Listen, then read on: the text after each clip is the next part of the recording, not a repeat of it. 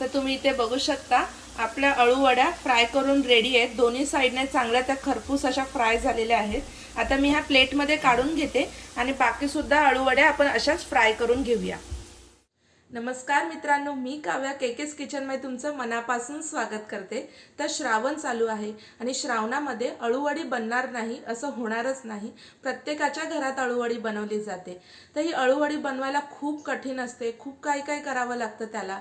तर असं आपल्याला जेव्हा आपण बनवत नाही तेव्हा वाटत असतं, पण जेव्हा तुम्ही ती बनवाल ना तर ती अगदी सोपी असते बनवायला। तुम्हाला रोज जरी सांगितली तरी तुम्ही बनवाल, कारण ती चवीला सुद्धा तितकी सुंदर लागते। तर अशाच अळूवडीची आज आपण रेसिपी बघणार आहोत। जर तुम्ही पहिल्यांदा जरी अळूवडी ट्राय करत असाल तरी सुद्धा तुमची अळूवडी ही चांगलीच होणार। तर चला लगेच रेसिपीला सुरुवात करूया। तर अळूवडी बनवण्यासाठी लागणारे साहित्य मी तुम्हाला सांगते। इथे मी एक जुडी अळूची पानं घेतलेली आहेत। तुम्ही बघू शकता ही काळी देठ आहे, अशी पानं घ्या, त्याच्यामुळे आपली वडी चवीला खूप छान होते। तेल घेतलेलं आहे इथे मी फ्रायसाठी। 1 वाटी बेसन घेतलेलं आहे मी। 2 चमचे तांदळाचं पीठ घेतलेलं आहे, ह्याच्यामुळे आपली अळूवडी कुरकुरीत होते। 1 वाटी मी चिंच गुळाचं पाणी घेतलेलं आहे, म्हणजे इथे चिंच आणि गुळ मी अर्धा तास कोमट पाण्यात भिजत ठेवले होते। 1 चमचा हळद, 1 चमचा लाल मिरची पावडर, 1 चमचा गरम मसाला, चवीनुसार मीठ आणि जिंजर गार्लिक पेस्ट 1 चमचा घेतलेले आहे। तर चला रेसिपीला सुरुवात करूया। सर्वप्रथम आपण अळूवडीसाठी लागणारे बॅटर तयार करून घेऊया। तर एका बाउलमध्ये मी हे पहिलं बेसन पीठ ॲड करते, राईस फ्लोर,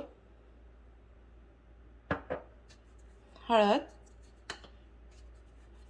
लाल मिरची पावडर, गरम मसाला, जिंजर गार्लिक पेस्ट सगळं आपण मिक्स करून घ्यायचं आहे। आणि हे चिंच गुळाचं पाणी, ह्याच्यामुळे काय होतं आपल्या अळूवडीला तिखट आंबट गोड अशी चव येते आणि खूपच सुंदर लागतं चवीला। आणि दुसरी गोष्ट, वडी खाताना म्हणजे अळूवडीची पानं थोडीशी अशी खवखवतात घशाला, तर चिंचगुळाच्या पाण्यामुळे तसं काही होत नाही, त्यामुळे तुम्ही नक्की ॲड करा। आता मी हे प्रॉपर मिक्स करून घेते। मी ते आता सगळे जिन्नस प्रॉपर मिक्स करून घेतलेले आहेत। आता ह्याच्यामध्ये आपण लागेल तसं थोडं थोडं पाणी ॲड करायचं, एकदम ॲड नका करू, कारण नाहीतर ते पातळ होईल आणि आपल्या पानांना आपल्याला बॅटर लावता येणार नाही। त्यामुळे थोडं थोडं पाणी ॲड करायचं आणि याच्यामध्ये चवीनुसार मीठ सुद्धा आपण ॲड करूया आणि हे मिक्स करून घेऊया प्रॉपर। तर तुम्ही इथे बघू शकता आपलं बॅटर रेडी आहे। एकदम घट्ट पण नाही आहे आणि एकदम जाडसर पण नाही आहे, म्हणजे पाण्याला व्यवस्थित आपल्याला लावता येईल एवढंच पाणी त्याच्यामध्ये आपण ॲड करायचं। आणि दुसरी गोष्ट ह्याचा एक हे आहे की तुम्ही ना ह्या स्टेजला टेस्ट करून बघू शकता, म्हणजे जर तुम्हाला अजून आंबट गोड हवं आहे तर थोडंसं चिंचगुळाचं पाणी थोडं ॲड केलं, किंवा तिखट हवं आहे तर त्याच्यानुसार तुम्ही ह्याच्यात कमी जास्त करू शकता। आणि आलं लसूण पेस्ट जी आपण टाकली आहे ना ती ऑप्शनल आहे, ती नाही टाकली तरी चालेल, आणि जर असेल तर तुम्ही नक्की ॲड करा, त्याने थोडं अजून आपल्या अळूवडीला टेस्ट येते। तर आता आपण अळूवडीचे रोल करायला सुरुवात करूया। तर इथे तुम्ही बघू शकता माझी पानं खूप छोटी आहेत, त्यामुळे त्याला जी देठाचा भाग आहे ना जास्त असा मोठा नाही आहे। काही पानं खूपच मोठी असतात आणि त्यामुळे देठाकडचा भाग खूप मोठा असतो, तर तो तुम्ही सुरीच्या साहाय्याने इथून कट करू शकता, किंवा सरळ सोपं तुम्ही असंही करू शकता। एक पान घ्यायचं, हे पान चांगलं धुवून पुसून घ्यायचं आहे आणि त्याच्यानंतर लाटण्याच्या साहाय्याने एकदा असं गोल फिरवून घ्यायचं, त्याच्यामुळे आपली ना अळूचं पान असं चपटं होतं आणि मग ते असं उथळ होत नाही आणि मग आपल्याला प्रॉपर त्याला असं बॅटर लावता येतं। तर सगळी पानं अशीच एकदा लाटण्याच्या साहाय्याने करून घ्यायची आणि मग त्याच्यानंतर त्याला आपण हाताने असं बेसन लावून घ्यायचं, सगळ्या ठिकाणी लावायचं असं पसरवून।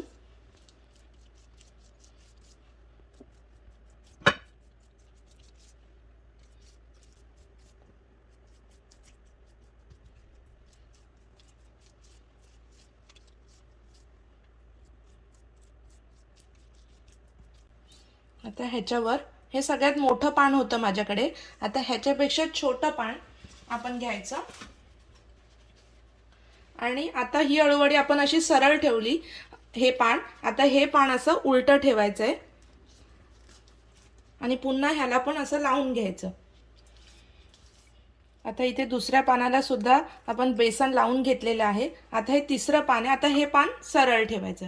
एक पान एका पानाचा देठ इकडे आणि एका पानाचा शेंडीचा भाग इकडे, परत त्याचा असं उलटं सुलटं आपण लावत जायचं आणि पान मोठ्यापासून छोटं छोटं छोटं करत जायचं। तर ह्याला सुद्धा मी व्यवस्थित असं लावून घेते। आता आपण सगळ्या पानांना बेसन पीठ लावून घेतलेलं आहे। तुम्ही बघू शकता अगदी छोट्या पानापर्यंत मी हे लावून घेतलंय। किती पानं वापरायची हे सर्वस्वी तुमच्यावर आहे। खूप जास्तही पानं वापरू नका, नाहीतर मग ती वडी आपली मोठी होणार आणि मग ती व्यवस्थित त्याच्या वड्या बनणार नाहीत। आता मी याला फोल्ड करून घेते।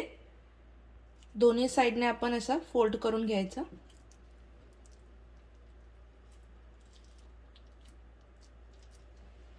तर इथून एक फोल्ड करते मी।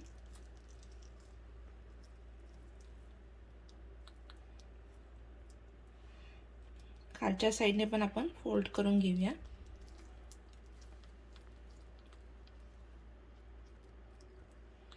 ह्याचे आता रोल करून घेऊया। हळूहळू असे रोल करून घेऊया।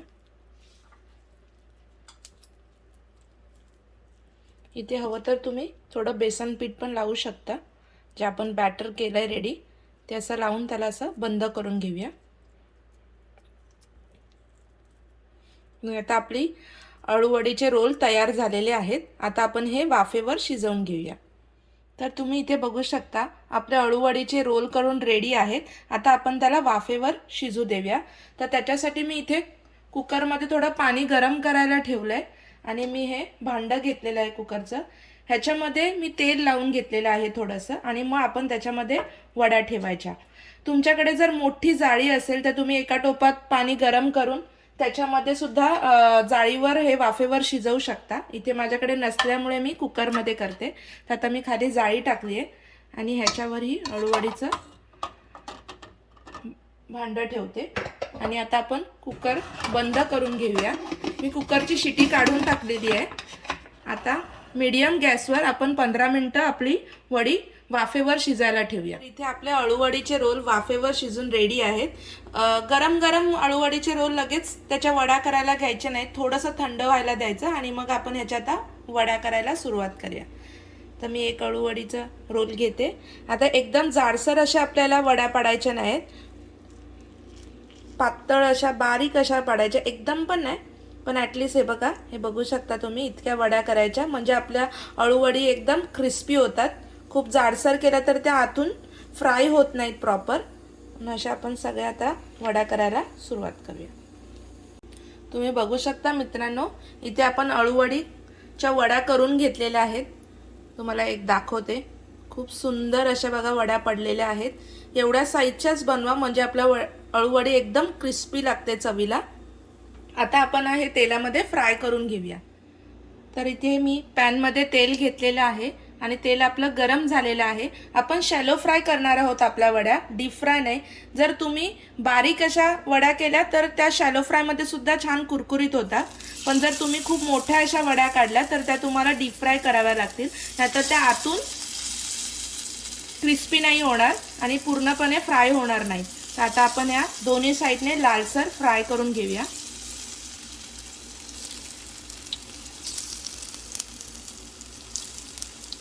तर एक 2 ते 3 मिनिटं झालेली आहेत। आता मी आपल्या वड्या दुसऱ्या साइडने पण फ्राय करण्यासाठी त्याला पलटी मारून घेते। हे बघू शकता चांगल्या लालसर झाल्या आहेत एका साइडने। आता सगळेच वडे आपण पलटी मारून घेऊया। तर तुम्ही इथे बघू शकता आपल्या अळूवड्या फ्राय करून रेडी आहेत। दोन्ही साइडने चांगल्या त्या खरपूस अशा फ्राय झालेल्या आहेत। आता मी ह्या प्लेटमध्ये काढून घेते आणि बाकी सुद्धा अळूवड्या आपण अशाच फ्राय करून घेऊया। तर मित्रांनो, तुम्ही बघू शकता आपली अळूवडी तयार झालेली आहे। खूपच क्रिस्पी झालेली आहे। तुम्ही ही रेसिपी नक्की ट्राय करा। सजावटीकरिता तुम्ही सफेद तीळही वापरू शकता। आणि कशा झाल्या वड्या हे मला कमेंटद्वारे नक्की कळवा आणि केकेस किचनला लाईक, शेअर आणि सबस्क्राईब करायला विसरू नका। धन्यवाद।